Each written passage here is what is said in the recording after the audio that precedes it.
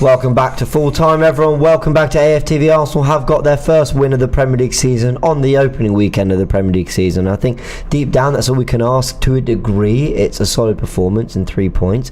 But that doesn't mean that you can't look at what didn't go right. You can't take a step back and go, well, was that everything according to plan? Was that something we want to see long term?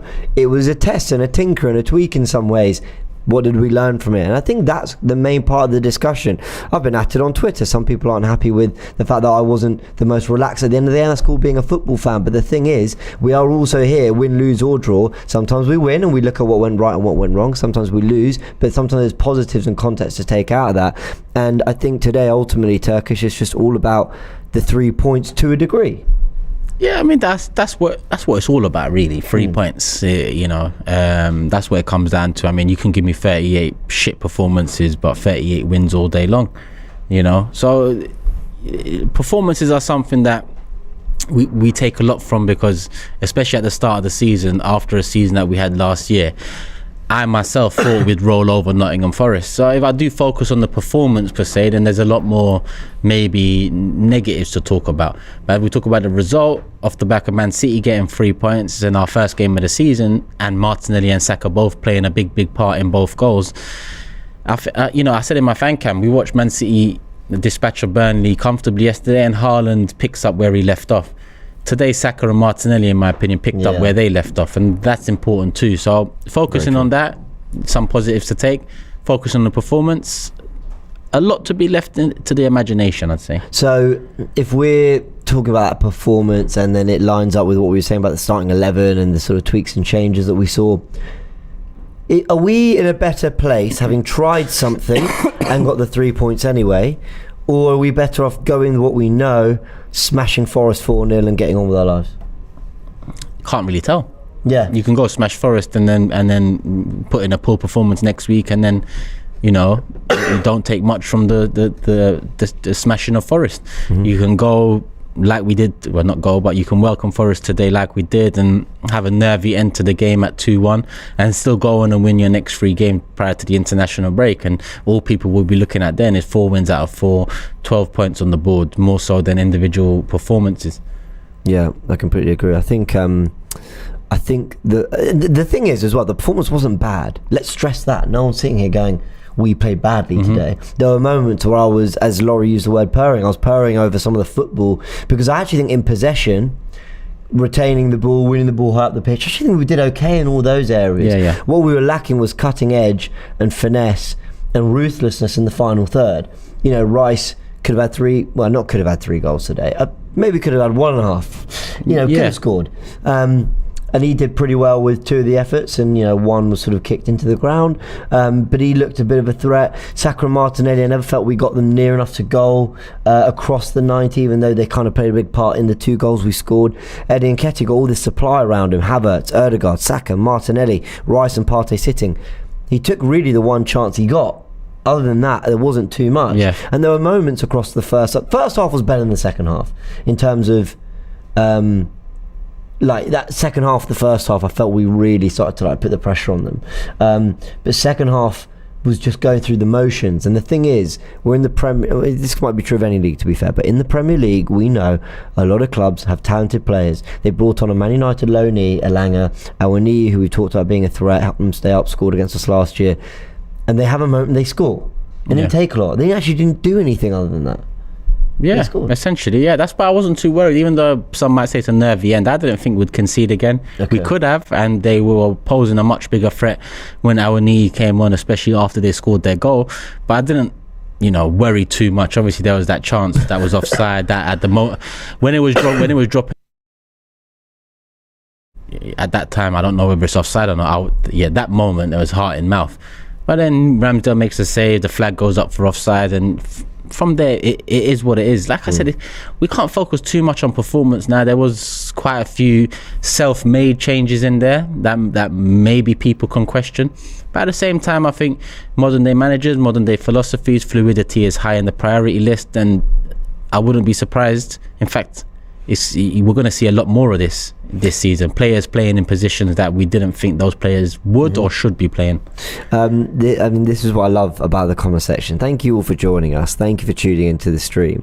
But it just loves me how people. It makes me laugh how people take the same sentence in so many different ways. We've got some people saying, "You're about to draw to Forest." What else have they said? Blah, blah, you didn't smash Forest today, blah, blah. And there's other people saying, complaining about today's brain dead. Things like that, sentences like that. There's like, let's face it, we were bad in the second half. Just things like that. Do you know what I mean? We're just like, you see it so differently. I think it's just because we're happy with the 3 points and we're fine with the performance, but not blown away, and life moves on. Like, cool, well done, job done.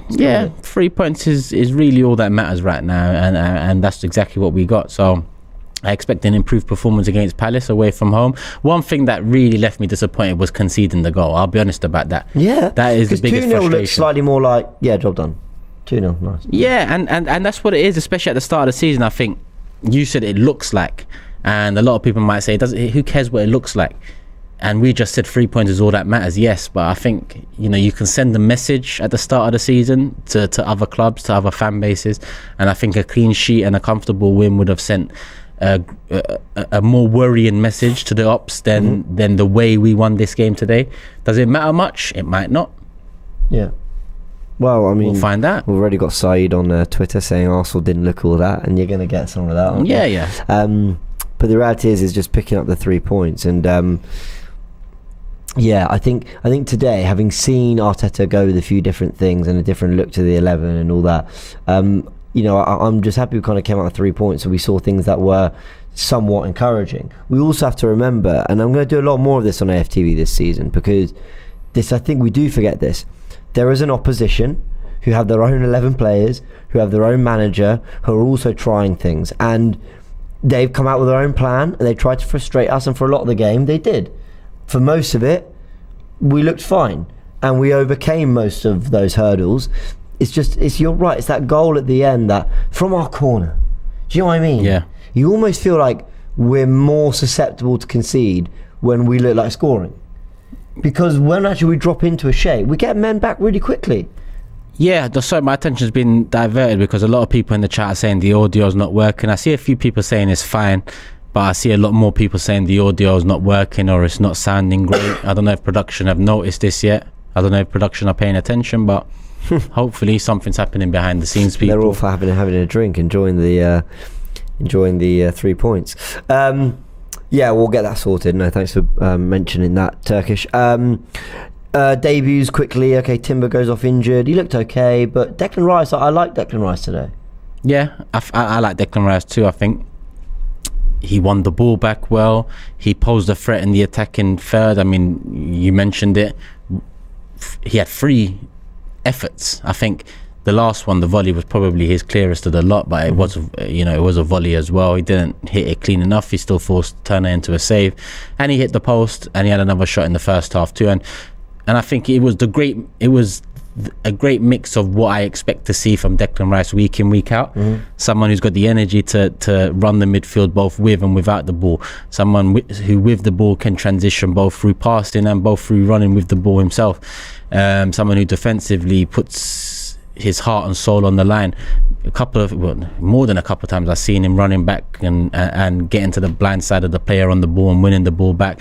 So with Declan Rice, it's 105 million signing. People might look at that fee and say, but he didn't get a goal, but he didn't have a moment of magic. He's not here for a goal or a moment of magic, in my opinion. He's here to shore up the midfield, help the defense as much as he's here to help the attack.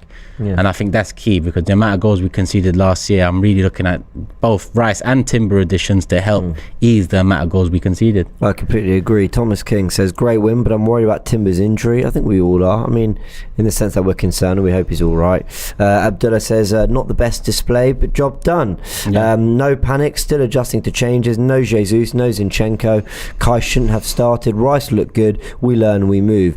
I agree with a lot of that. I don't. Should Kai not have started? Let's do what did you think of Havertz's performance?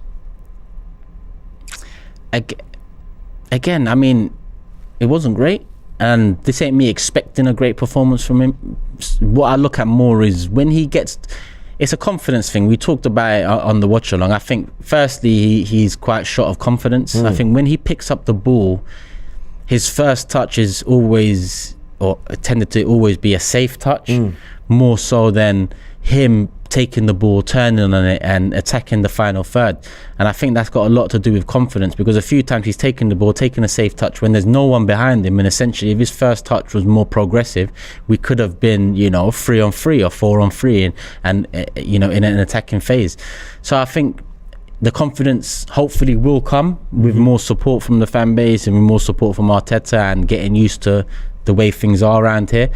But I just need to see something. I mean, when Trossard come on, and since Trossard came into Arsenal in January, when he gets the ball, you see something. It's not I'm not talking about his assists here. I'm talking about when he gets the ball, you see something in him. You see a player that's hungry. You see a player that's got the technical ability and confidence to carry the ball. Havertz, not so much yet, and a couple of moments, especially later on in that second half, where Trossard breaks free. I didn't see Havertz busting a gut to come and support him. Or when Havertz even picked up the ball in and around the centre circle, I didn't see him carrying the ball as efficiently as there was a moment where it was 5-on-3. Now, the runners didn't help him, but it's a 5-on-3 attack, and we failed to get a shot on target out of it. So Havertz, I'm not judging him yet, but I do need to see a bit more from him. And essentially, the tweaks that were made today were, people can talk about Gabriel not being there and Partey being in for him. Realistically, the tweaks made today were to fit Havertz in, first and foremost. So, didn't see too much from him, but very early to judge. I think Kai Havertz today was fine.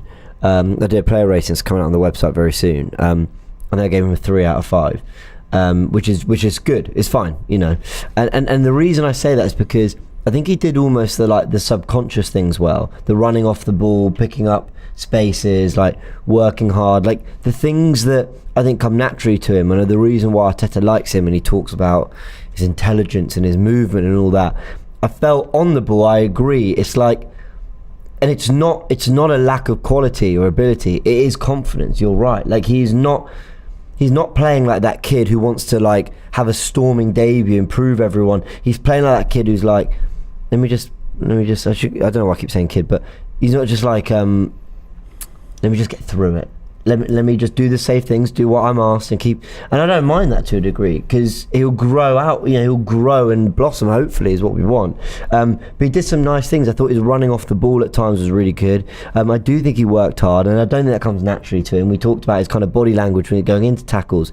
It's not, it doesn't look like full throttle commitment, but he is trying, he's working hard, he's trying to sort of win the ball back early. I thought he did that quite a few times, actually. And he's very kind of elegant and on the ball, and keeps things simple and classy. And when he develops out of that, I think we'll start to see him use his height more, his speed more, his eye for goal and all that, because he got in some nice areas, and he rolled it to Rice. That was a nice touch, bam, roll. It's simple.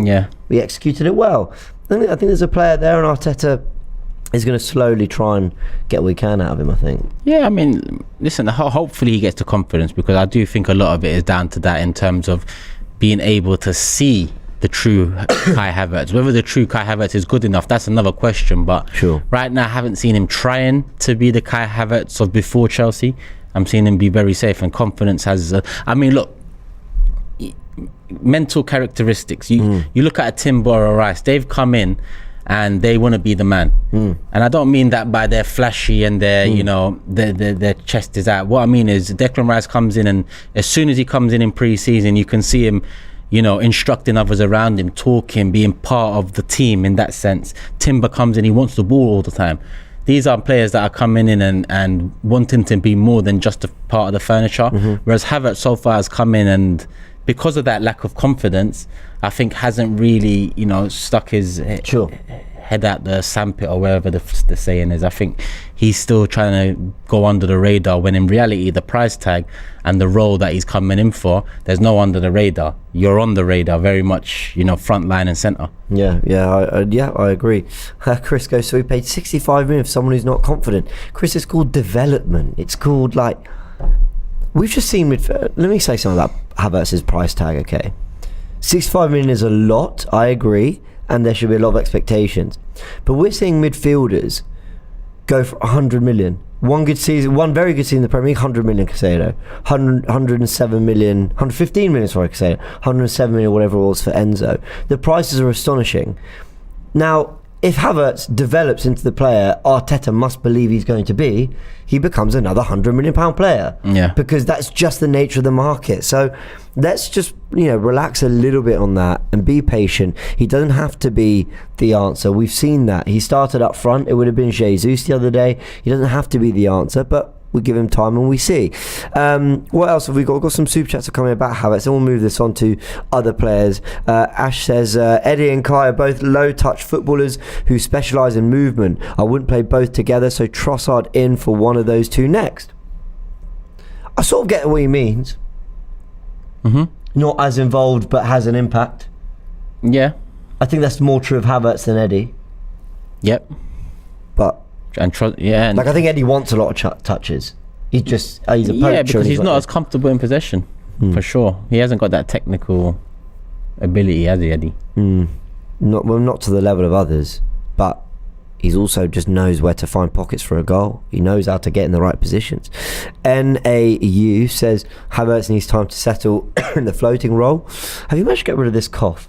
No, I've still got this United States cough. It's Dave Jordan says, who do fans hate more, Spurs or Havertz? No one hates Havertz. Probably Havertz. No, Spurs. I'm delighted this old Kane. Apparently, Heung-min Son's just been made their captain. Oh, is it? Got Black Caesar says, I think the tactics were fine for anticipating how Forest would start. My issue is why Arteta anticipates 2 in the second half when things were looking stale. I think that's a really good point. Like, can we also say Arteta got the tactics, fine in the first half, but should have recognised that we needed an injection of something earlier in the second half? Trossard came in, if I remember right, around 72 minutes. Yep. I think that's got to be done around 65 maybe. If you've gone 20 minutes and you've basically not tested Turner at all, I think we should be making moves to try and kill that game off sooner. Yeah, it was stale in the second half, and I even looked at you a couple of times and said substitution, you agreed. Yeah. And Lee actually raised the point early on in the stream when he said, it's one thing tactically setting up, but another part of the tactics is changing it when you need to change it at the right points. And so true. I feel like a Trossard should have come on a bit earlier. Who did Trossard come on for? It was Martinelli, if I'm not mistaken. Yes, it was Martinelli. No, it was Eddie first, and then Martinelli came off.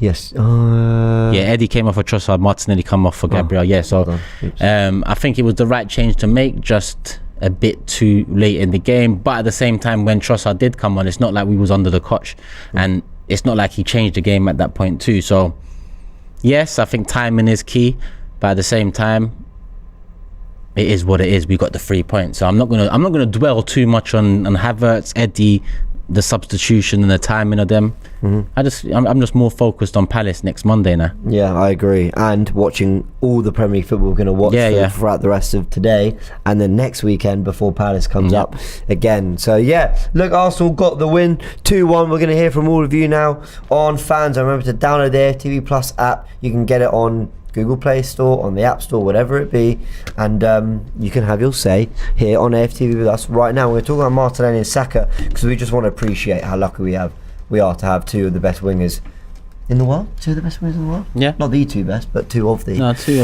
of the best. Yeah, Saka's probably in there with the best right winger in the world at the moment. Yeah, I'd say so. We can hear. Let's get into the callers. Michael joining us. Let's get Michael. Where you been?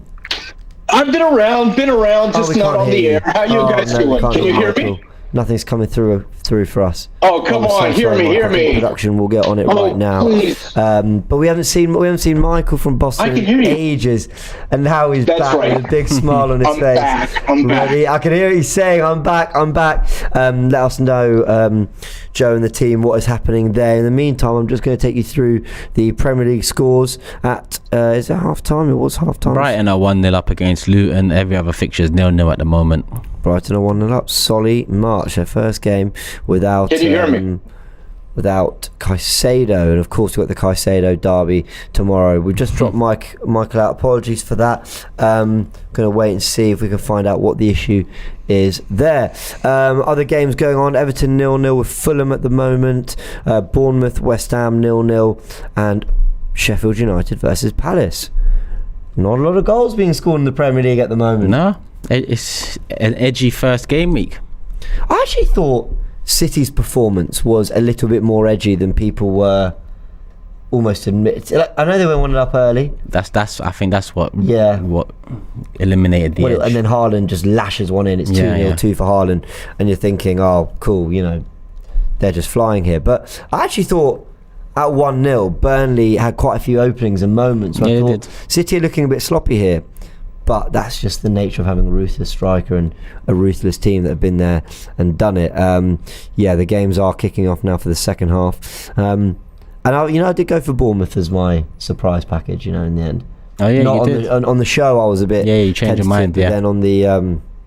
on my channel, I went for Bournemouth to actually finish top 10, which is a wild one. 40 side says Saka and Martinelli are our biggest threats, but seems we slow the ball down a lot and almost ask them to create and score instead of creating for them.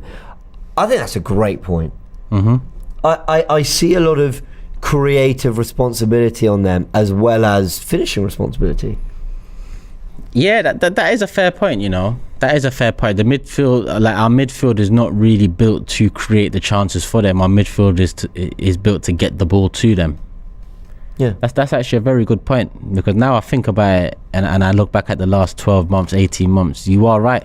Yeah. Most of the creativity does come from those two, and most of the end product comes from those two as well. Because I think Odegaard is really great at being a part of it in the final third. And he gets those through balls off or whatever, but ultimately it's about getting them in behind, either into goal scoring positions or to square for the other in the goal scoring position, or to get crossed into the box of some sort. Yeah. And I said and again, I'm very happy. Arsenal have won today. I get to enjoy Newcastle Villa, great game later. Brentford Tottenham, great game tomorrow. Chelsea as well against Liverpool. I get to enjoy it. Arsenal have won. I'm delighted. But if you're being really uber critical, it's Martinelli magic and it's Saka magic that gets us those goals. Yeah. So you then start to wonder what would that game have been. Probably more up tempo and all that, and I think we would have found a way, but to a degree we relied on a little bit of magic from them again. Yeah. Rather than the team cohesion and all that kind of. Yeah, it wasn't as fluid as it should be. But then when you come up against a low block, that's when fluidity kind of goes out the window sometimes. Very, very becomes a lot more rigid. I agree. I think we able to get Michael back. Let's have a little look. Can you hear me now? No, we still can't hear Michael. Yeah, no. Can you hear me now? Heartbreaking. Michael, give us a thumbs up if you're happy with the win. There we go. Oh, I needed some Shakespeare as well. It's been too long. That's why the title race fell off, by the way, because we stopped hearing Shakespeare. Yeah, that's right. We would have won the title, but we would love to welcome you back properly. It's such a shame that we can't hear you. Okay. We'll have to just send this back to production, hope that they can sort it. We're not really sure why it's not coming in our end. Michael, we're really, really sorry, but we're so happy you're back. And we hope to have you back. Is this just a Michael issue, or are the callers able to get through? Because I feel like, we're not sure. Okay, we're not. Okay, we're going to cut back. Apologies, everyone. Apologies, everyone on FanZone who's trying to jump on and have their say. Very disappointing, but we hope we'll be able to get you in on this show as well very soon. I'm going to say a big thanks and goodbye to my good friend Turkish. Love. FanZone's not happening. He's off. No, I'm going to the. Tell him where you're going. I'm going to the boxing tonight, so need to get home, Anthony, shower, Joshua, get Helene. ready. Yeah, it was meant to be white. Yeah. It is what it is. We still go. Tell me, as a non-boxing fan, we're having the expert of all experts in boxing joining us in just a sec. That should still be a good fight, good matchup for him, or not? It should be a knockout victory. Really, should be a knockout victory. Then he moves on to Wilder, and that's the one that I'm really interested in, because that's one that should have happened years ago, but finally it's upon us. So AJ, get the knockout win today, and move it on to Deontay. Fair enough. I love James. Some people in the comments saying that they can hear the callers on FanZone, so we're not really sure what's going on our end. But all right. Yeah. Pleasure, man. Love James. Catch you in a bit. Are we welcome? Doing his ring walk. What would be your entrance? What would be your boxing entrance music? This is what. This is what we want to know. Your boxing entrance music. You've just beaten Forest 2-1. You're feeling good about yourself. You're ready for a scrap. What's your song? Oh, you know what? It would depend on what mood I was in going into the fight. Oh, really? Yeah. Do you I would change it. think like that? Do you think fighters think like that? Do you think they think? Yeah. I mean, some fighters. So, for example, Kell Brook, he used to always come out to All of the Lights, Kanye West, and that kind of became his trademark. But then you get some fighters, they will come out to different tunes depending on the venue, you know what I mean, the theme of the fight, so forth and so forth. I'd be one of them. I'd probably pick a different tune for the different themes, but yeah. Well, fair enough. So you wouldn't be listening to North London forever. No? I'll tell you what, I was talking about something the other day. Remember when I had my season ticket, actually, Arsenal always used to come out to the Elvis Presley, The Wonder of You. Oh. And I always used to think that was a little bit understated if you're trying to whip the crowd up into a frenzy. Yeah. You know what I mean? The Wonder of You, whilst it's a legendary song by Elvis Presley, of course, I wasn't sure if it was the right pick. But anyway, it is what it is. Did Arsenal whip their fans into a frenzy with that performance, or is it just keep it moving? Listen, we did the watch along together, and I was accused of being a bit hypercritical because I thought that only in the first 20 minutes. I want to stress that, because I was the person who mainly got on you for that. But it wasn't because I didn't necessarily agree with you saying, is that you mentioned it a lot of times, considering we were still, I think, finding our feet in that first 20. Your concerns ended up being actually spot on as we got later in the game when you felt that cutting edge was lacking. But ultimately then Arsenal take the lead. And I mean, listen, for me, what it was, the reason why, maybe I was a little worried, I don't know, but I could foresee what Forest were going to do. I expected them to come and do exactly what they did in the first half, which was the low block, park the bus type thing, try and hit us on the counter. I was fully expecting that. So what I'm expecting from Arsenal, they're going to have a lot of possession. And with that possession, I want to see the team be a bit more creative and not be predictable. I wanted to see, because, Forest are going to expect us to try and pass through them, and they're going to deploy the low block, which is going to make it harder for us to do that. Now, I get it. It's not easy to pass your way around teams or pass through them. So what I'm expecting Arsenal to do is mix things up a bit, go down the flanks, try and pass through them at times, cut in, have shots, you know what I mean? Maybe hit the odd long ball over the top, try and catch them out. And for me, I thought we were a little bit too predictable. We were comfortable in possession, but you weren't really doing too much with it. Yeah. And that was why I was a little bit critical, because I was thinking as well, if we could get an early goal, then obviously the tactics for Forest probably have to change a bit, because then they're going to have to think about, if they're going to be in the slightest way positive, they've got to try and come out and play. But listen, didn't quite work out the way I was hoping it to, but we did score a goal after 20 odd minutes, which is fine. And then Saka strike, wonder strike, 2-0 up. I'm thinking, yeah, man. And I think I think it's fair to say you as well, at half time when we was talking about the game in the break, we was all saying, yeah, man, we're going to kick on now, 3-4, maybe even 5. But that didn't quite happen. Again, we started the second half, the intensity wasn't quite there, the creativity wasn't quite there. We were kind of just ambling along, happy to be in possession. And I remember saying to you, Joe, I said, listen, 2-0 is quite a precarious scoreline, because if Forest go down the other end and score, and they pull it back to 2-1, all of a sudden they start to believe now that they might get something, and it could be a little bit ropey. But no, I agree, and luckily it never turned into that. For Arsenal did well to tighten up and maybe actually look more likely to score going the other way. But it was 2-1, and like I said in my fan cam, it was largely what I kind of predicted. I actually didn't think this would be some super expansive 4-0 win. I thought it would be a somewhat cagey game, or a game where Arsenal would have to work quite hard to get the goals.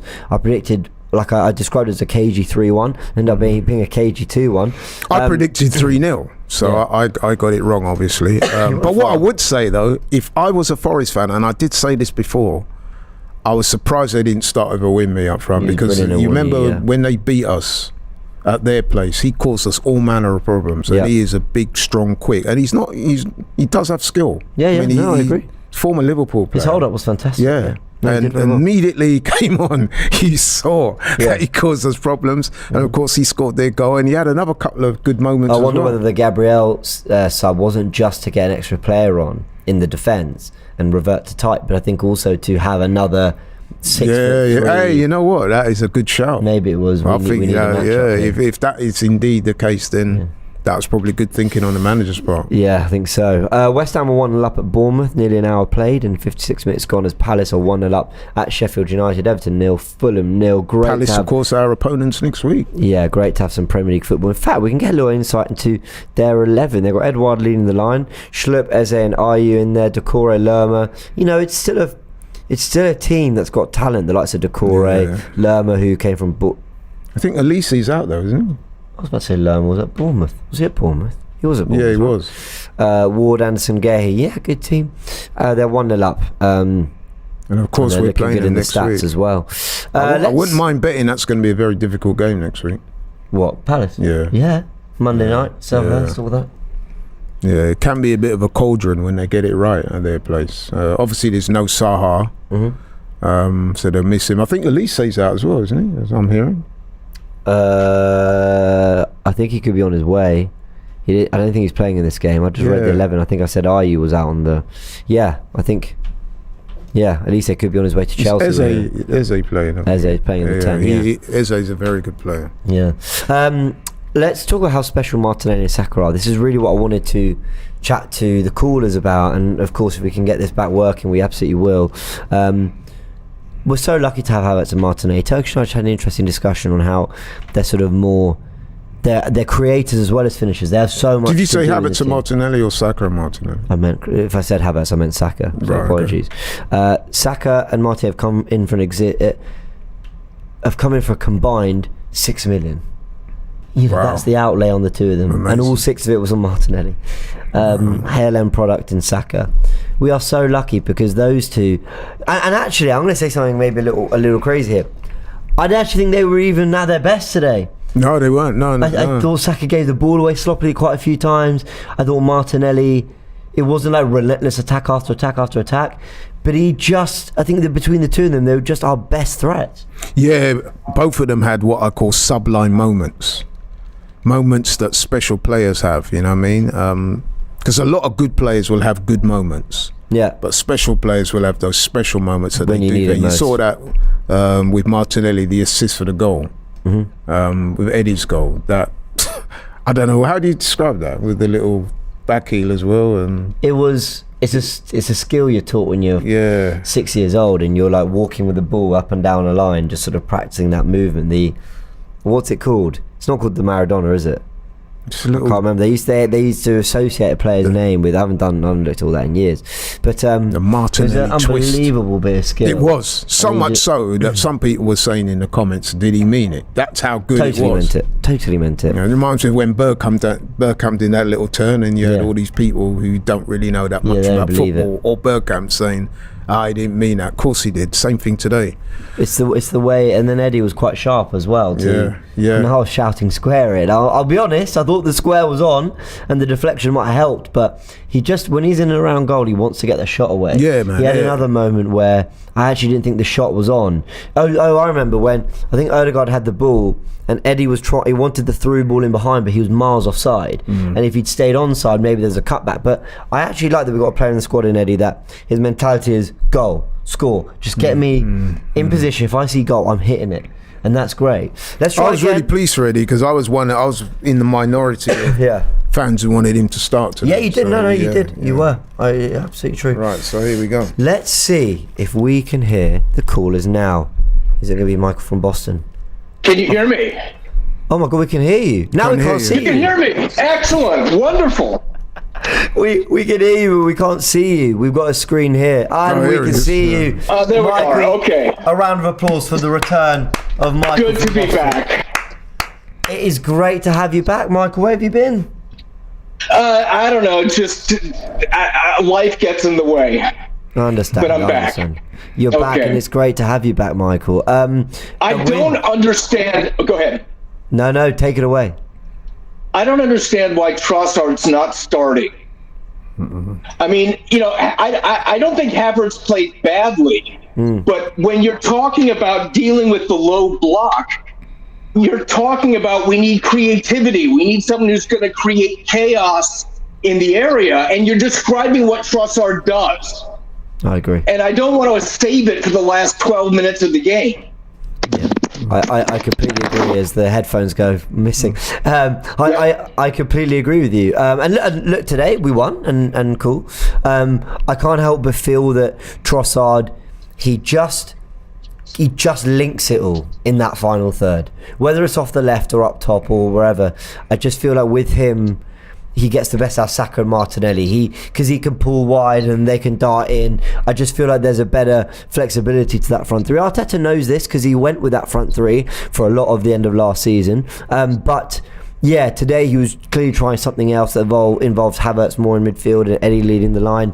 But we won and we've got our 3 points. And a lot of teams, and I've predicted that I think some big teams are not going to have the start to the season they wanted this weekend. And that, you know, and at least we can look at it and go, 3 points done, move on. Right, exactly. Would they fight in the fire or in the air? But this it is. We have used to conquer, standing on the earth and fighting foot to foot. The title race is back on because we have heard Shakespeare. It's great to have you back, Michael. Welcome back, and glad you enjoyed the win. Nice to see you again. Take care. Boring. Bye. Take care. See you. In a bit, man. Let's get through some more callers as well. Who else have we got to chat about the game? Game by game, we will continue to win, says David R. He's anticipating some improvement. Trossard, he is a bossard, says Nobby. I love that. What else have we got? We've got some other comments. I think they're here to adjust your camera, Laurie, because it's looking a little low on your end. But seems he is worried. I think, is he talking about Michael there? I'm not sure. Well, one thing I would say on the Trossard. Now, when he's saying he should start, was he saying he should start up top or? Actually, it's a good question. I think he was. Yeah, I was going to ask him.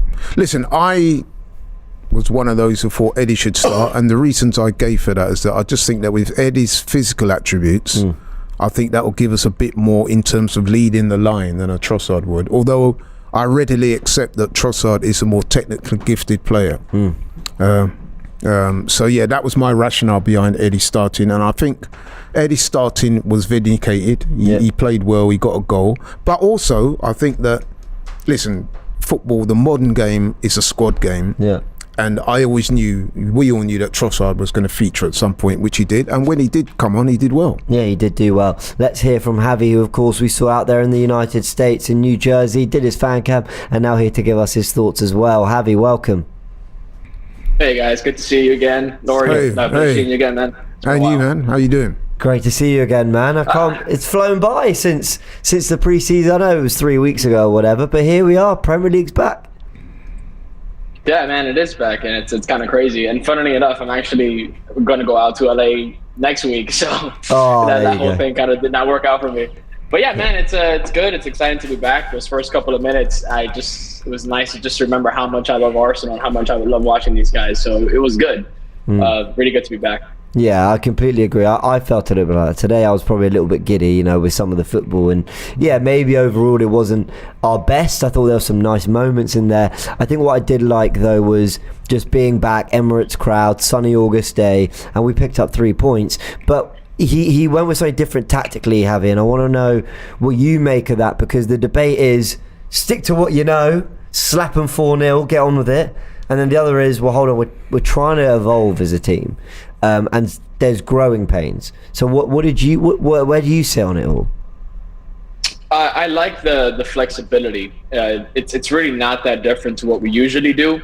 I just think it gives us a bit more defensive solidity while still being able to maintain, having 5 main guys in attack. The difference being that we don't really have a fullback that's inverting and joining the attack.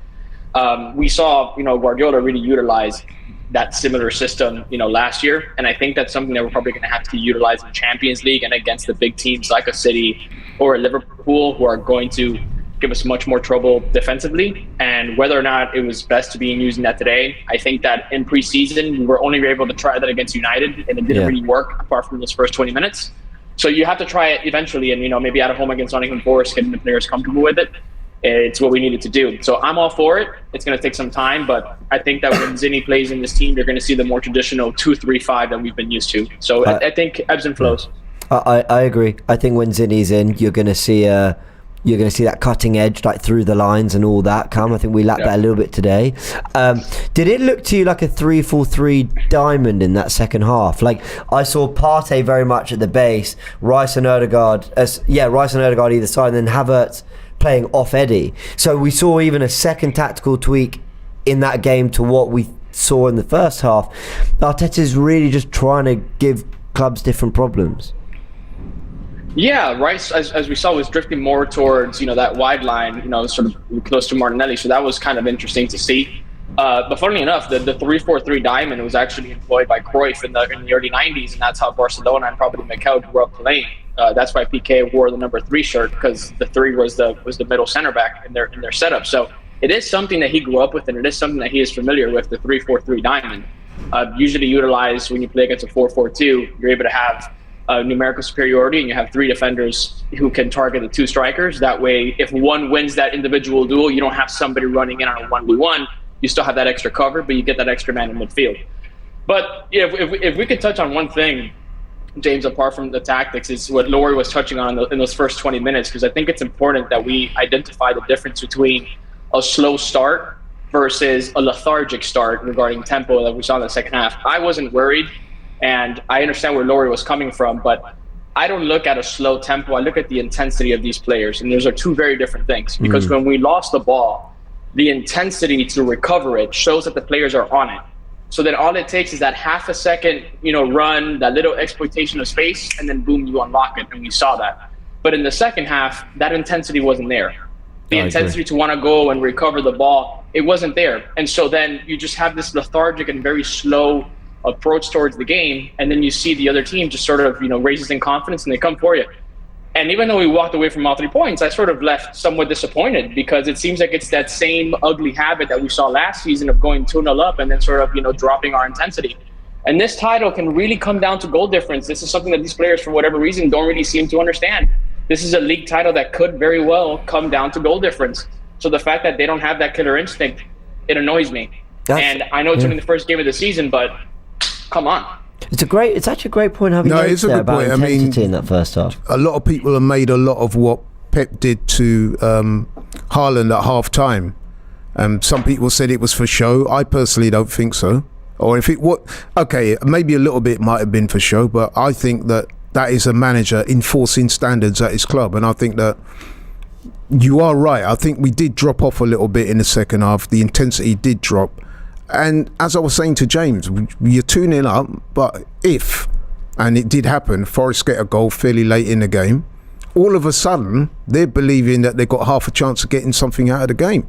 That's why those 2-0 leads can be quite precarious, because, all of the team's scores, I think you're suddenly right. It's a different match. Javi, I think you're right about intensity. We were actually talking about this. Do you remember in New Jersey, we were talking about how when we conceded the goals to Liverpool and West Ham, the first goals, when we were 2-0 up in both those games, and everyone talks about the errors, the mistakes, the Xhaka moment, the Gabriel penalty, and we talked about that 10 minutes before where the intensity dropped massively and we allowed them back in. Arsenal do have these ability, and you can't always be full throttle press, I agree, but I think you've got to be one of 2 things, either super intense off the ball or super intense on the ball. And in that first half, on the ball, we weren't at our best. We had some moments, but you're right, off the ball, brilliant. But in that second half, okay, if we're not going to chase and all that, we want to drop into shape, cool. But when we've got it, let's try and get that goal.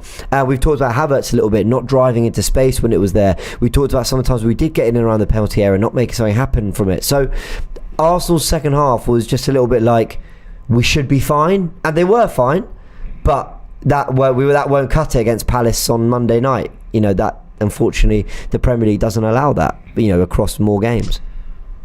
Yeah, and listen, I think that the difference between being a good team and becoming a champion is we all walked into this game with the understanding that anything short of 3 points was a failure. So I think that in order for you to make that next jump, to go from we were almost there to okay, we can go over the line, is having the understanding of like, okay, we're supposed to win, but it's the matter of how we're going to win. And I think that if you walk away thinking to yourself, 2-1 against Nottingham Forest at home. We should have realistically put 3-4 passes. We should have gotten a clean sheet. What does that say regarding a statement from the psychological aspect? Goal difference could be, a factor in the league title. Not good enough, boys. Let's go again. Just walking away and saying, all right, we got the 3 points. I don't think that's good enough if you really want to go that extra level. Because then the day that you have a day off, you still walk away with 3 points. So shoot for a 3-4-0 against these guys at home, and anything less, be disappointed. That way, the day you do fall short, you still walk away with 3 points. But there's no reason why we're hanging, to a lead in the last 10 minutes against Nottingham Forest at home. There's no reason for that. Yeah. It kind of just, it clouds what should have been a very, very positive, good day with 2 spectacular goals. We should have been walking away super elated, and yet we're here talking on some of the negatives. And there were some fantastic positives and moments, as we've touched on. I do agree with you absolutely on those points, actually. Yeah. I do agree with you. Yeah, fair. Javi, always a pleasure having you on. We'll hopefully see you next week after the Palace game. Take care, bro. For sure, my man. Nice. Both of you take care of yourself. Enjoy yourselves. Be safe. Have a nice weekend. And take you. care. See you soon. Let's bring Ryan straight in. Ryan, how you doing? Big up, James and Laurie, man. Can you hear me? Yeah, we can hear you, man. Well, go on. All good. Talk to us through the game. Saka and Martinelli are special, aren't they? Off the hook. I mean, the Saka and Martinelli. Sometimes I don't realise how privileged and happy we are to have them as Arsenal players in our team, because for me, Saka and Martinelli right now, you could arguably say are 2 of, I'll say, the top 5 to 6 best wingers in the world right now. And Saka, for me, I'm very close to saying that he's on the brink of becoming world-class soon. I just want to see, it's going to be very interesting. I was speaking to a lot of my Arsenal friends in group chats and etc. And it will be very interesting to watch Saka in the Champions League, because I think he's going to smash the Champions League this season. I keep forgetting we've got that to come, yeah. And a lot of people forget Saka's still young. He's still got the whole of his Arsenal career ahead of him. And he's only going to get better. Physically, he's going to get stronger. He's mentally so tough as well, with the knocks that he's had and what he's gone through with England. But overall, on the aspect of the game, world-class finish from him. But I'm half happy. I echo a little bit of what Harvey said in that last call. I'm half happy and half disappointed, because the intensity dropped off massively in that second half, and I just feel we just took our foot off the gas. That should have been a 3 or 4-0 game today, James. And I do take into consideration the goal difference later on in the season. If that's City versus Nottingham Forest at the Etihad today, that's 3 or 4-0, I reckon. And that's today also emphasised to me that I feel like we could do with bringing in 1 or 2 more players in attacking areas. I'd love if we can sign Mohamed Kudus from Ajax. I think he's technically very versatile. He's good going. He could play on the left, he could play on the right or in the 10. He's very positive within his defensive attributes of what he would bring to us. I think he's a very all-round technically gifted footballer that I feel Arteta, especially as we have Jesus out, and Jesus has got a knee injury, if I'm correct in saying that, right? Yes. We don't know how knee injuries are not. I'm fortunate that I've never had a knee injury. I've had an ACL from years ago, but knee injuries are not the sort of injuries that you could just bring a player back into the picture and just expect him to come back straight away and hit the ground running. Knee injuries sometimes lead into calf injuries, a hamstring maybe after 2 weeks. Hopefully, touch wood, that doesn't happen with Jesus. But I just feel like Arteta, just before this summer transfer window closes, maybe he could identify and look at other areas where we can bring, because Nketiah had a good game today, I feel. He ran the line well, he ran the channels. But I just feel like when the going gets tough and we have to play Man City away at the Etihad, United, Liverpool, is Nketiah the type of guy that we need to hold that line? Because I'd rather see Trossard, and it's much more of a fluent front three.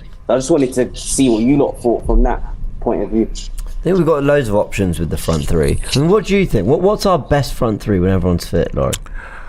That is a very good question. I mean, personally, I was in favour of Eddie starting today, and the reasons I gave for that is because if you look at Eddie's physical attributes, he's got a bit more pace than the other 2 guys, Havertz and Trossard, in that play. Although Trossard is no slouch, I think he's slightly physically stronger, and I think against a team like Forest, I think those attributes would play out well against those guys. But it may well be that next week or another time, Trossard might be a better Just option my up front. counteract to you saying that though, Laurie. I hear why you can think on that aspect of Eddie playing today, but don't you think that interrupts and disrupts our rhythm or flow across the front three in terms of moving the ball a bit quicker and like targeting the width and in terms of not just going through the centre at times through Partey building up the play from the back? Don't you think? Because Trossard does a lot of what Gabriel Jesus does when he drops into the hole. He then lets Saka and Martinelli go out wide, and sometimes you'll see Martinelli go a bit further forward. It's just a lot more fluid, in my opinion, when Trossard's playing. But yeah, you could certainly argue. I mean, think. I would definitely say that Trossard is more technically gifted than Eddie. 100%. But I would say that Eddie probably does more in terms of occupying the defenders, in terms of the way he closes the players down, the press. Like I said, he's got the edging speed. I think he's got the edging strength. I just think he gives you a little bit more up top. But listen, man, it could be a horses for courses thing. It could be that given the opposition, the manager might choose Eddie, he might choose Trossard, or indeed he might go for Havertz. Do you guys, question for both of you actually, do you guys think we're making a mistake with letting Balogun go to Inter Milan? No. I think Balogun deserves that opportunity to show us what he can bring to Arsenal. Like, he's had his season long loan out in Nice, I think. Yeah. So I think he deserves an opportunity to show us Arsenal fans what he can bring, because to score those goals, yes, it's the French league, people will say, but I just think he deserves his opportunity. Even though I know Eddie's had his opportunities, I just feel we deserve to see what Balogun can do for us. And You know what? I'm missing a trick. I wouldn't argue with you about that. I'm slightly baffled as to why he's not been given an opportunity. It would seem to indicate that he's at odds with the manager overall, what I don't know. And I'm not saying that I have an insight into the club and I know, but I'm just basing that, given on what you said and what we all know about the goals he scored in France. You would have thought that him coming back now, he would have been given an opportunity to show what he can do in an Arsenal shirt.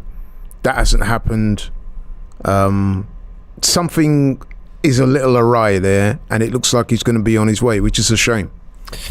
I just think clearly a talented goal scorer, but he wants a guaranteed spot in the team. Basically, you keep saying I want to play. Maybe he's been a bit too vocal in that regard.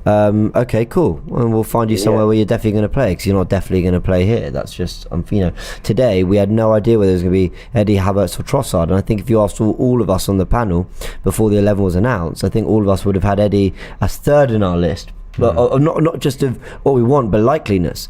Havertz started. Trossard started the Community Shield. Trossard's been in best form, but Eddie starts. So I just think, unfortunately, there's too many options. Just touching on your point there, James. To be honest, Havertz, I'm more on Turkish's camp with this a little bit.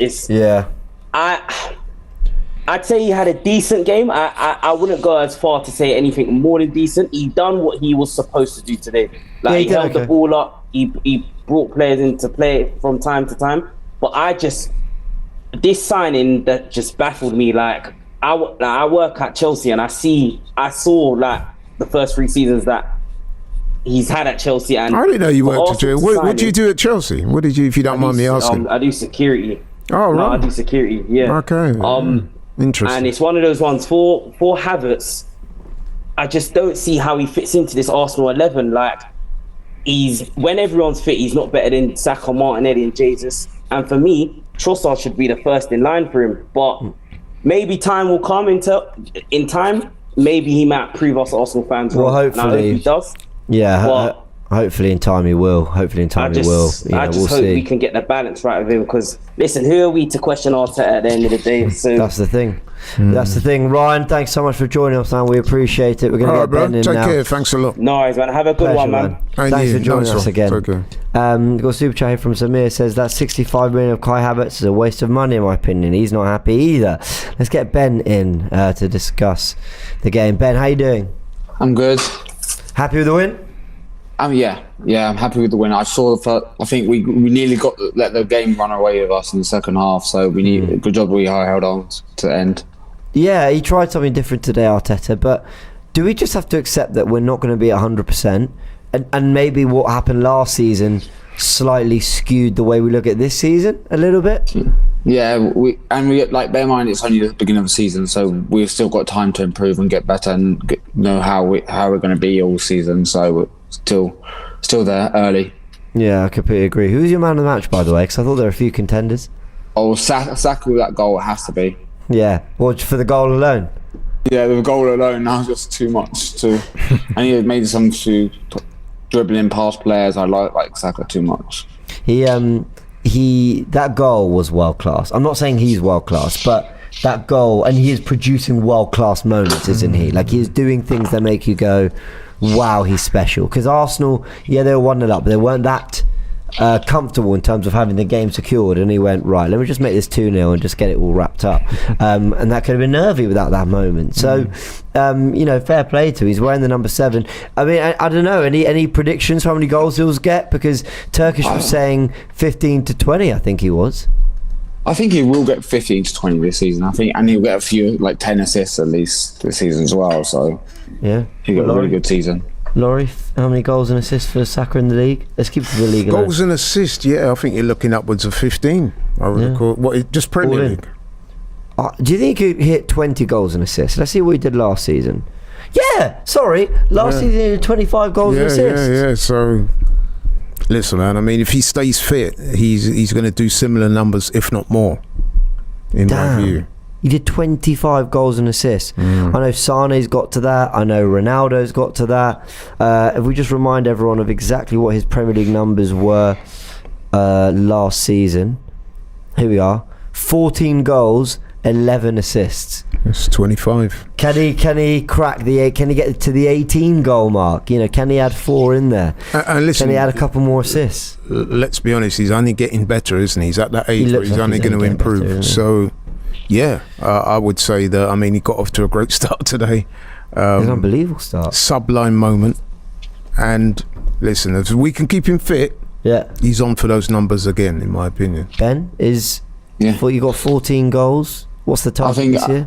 I think he can get. I think 17. I'll give him 17 goals this season. Get 17. That'd be an unbelievable. Improved from last season, yeah, definitely. Unbelievable output. He's that good. Let's see what happens. Well, Arsenal got their win. And the thing about Saka is, and I'm sure you guys will agree with me, that you said it yourself earlier, James. There are times when, he misplaces a pass or miscontrols it. You think, he's looking a bit sloppy today, and then next minute he comes up with a sublime moment, and we score, or he either scores or assists or something significant happens. So listen, man, he's a wonderful player. And like I said, if we can keep him fit, sky's the limit. Completely agree. Ben, it's been an absolute pleasure having you. Let's get a quick score prediction for the Palace game though next week. Feeling confident about that? Yeah, I'm confident. I think we're gonna. I'll say probably 3-1 for that. 3-1. I'll take that right now. Ben, pleasure to have you, man. Thank you so much for joining. See ya. Okay, take care, bro. Thank you. Before we take our next caller, right? Everton 1-0 up at Fulham 1-0 up at Everton. Wow. Bournemouth and West Ham 1-1. West Ham had taken the lead. Solanke's equalised in the 82nd minute. Brighton, who were 2-0 uncomfy, Luton have just got one back via a penalty. So it's 2-1. I hope Luton can get a point out of that. I'd love if Luton nicked a goal back. I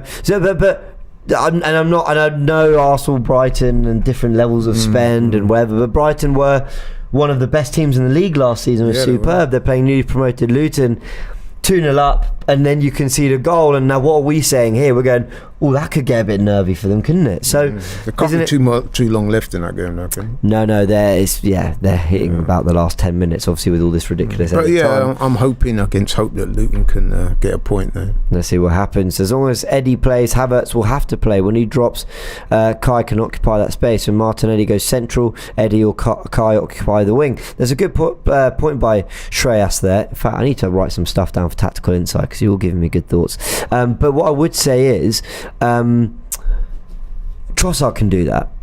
Like all those things you're saying, you get out of Trossard as well. So yeah, I don't know, all that interchanging. Let's get our next caller in. It's a very well balanced squad, let's be honest.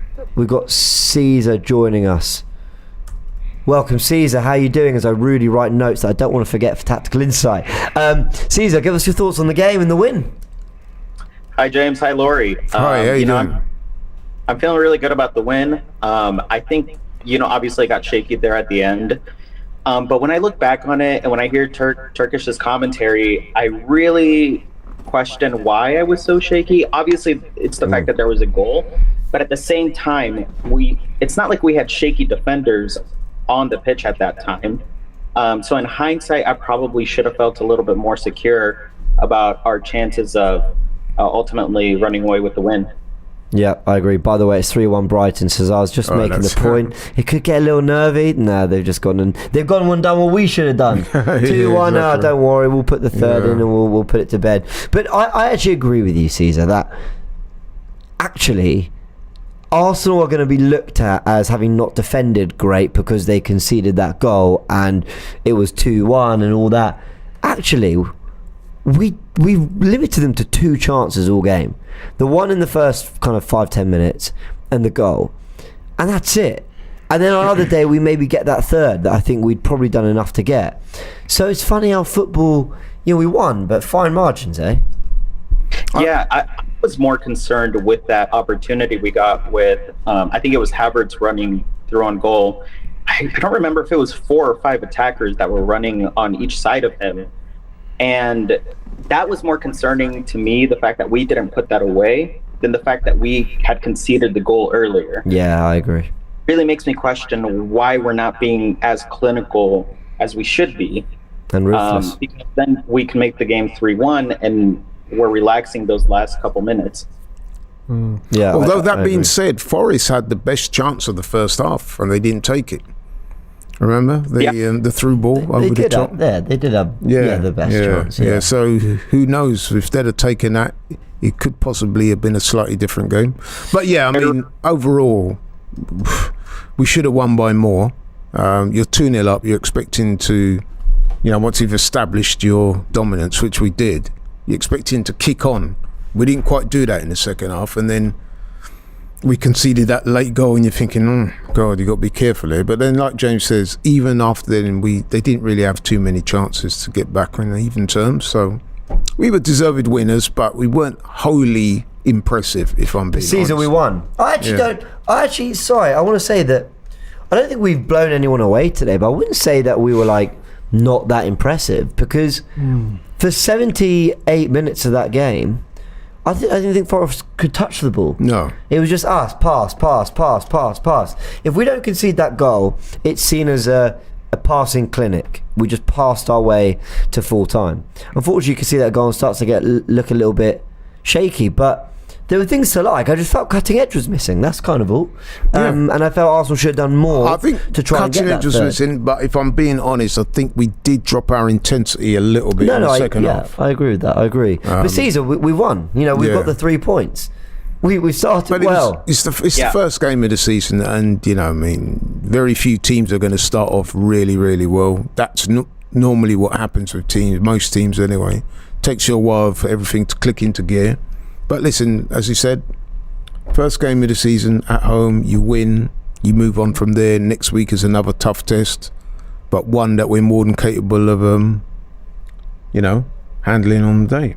Yeah, definitely. Caesar, happy to have got the win. Yeah, absolutely. And for me, the happiest moment in the game, the happiest moments, I should say, in the game were the fact that we really got to show the world of Martinelli's and Saka's quality. Martinelli obviously pulls off a brilliant assist. Saka with a wonderful finish. It's almost like Salah-esque the way he gets that finesse shot across. So watching those two boys that I think have really taken charge and bringing our squad forward, in addition to Mikel Arteta, but having those two boys get on the score sheet in some capacity was just wonderful. So I'm very happy with the win. Very happy we got to flex our boys. And we move, like you said. It's not. Yeah, it was a good look. We got the win, 3 points onto the next one. See, it's absolute pleasure. About.